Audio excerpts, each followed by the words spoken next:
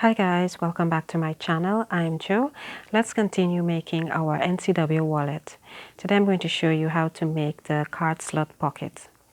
So according to the pattern, it says to make you're going to need 2 slot pockets, and it says to make it 8 inches wide by 15.5 inches long. That is the piece of fabric you're going to need.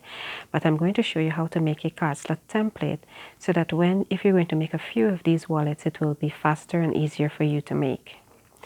So we're going to use the markings on the instructions, but we don't want to have raw edges because according to the pattern, you will have to add a backing to your card slots to complete it. So I'm going to add that backing into my measurements for the card slot template so that we can remove that step from our wallet making process. So follow along with me and let's begin.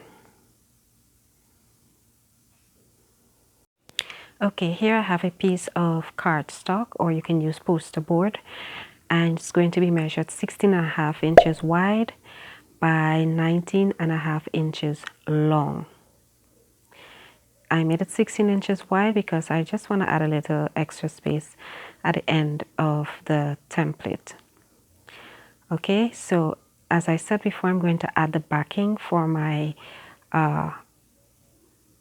card slot into this template.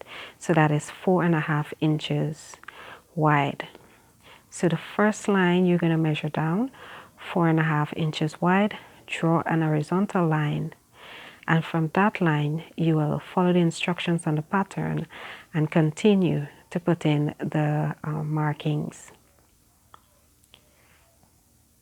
All the other markings remain the same. The only difference is that I added 4.5 inches to the top for the backing. So follow along on your pattern and continue to measure down and draw the lines. After you've completed drawing your lines, you will take an awl or a tracing wheel if you have one, so that you can score, perforate the lines to make it easier for you to fold to make your card slot template. So let's begin to fold our first 4.5 inches down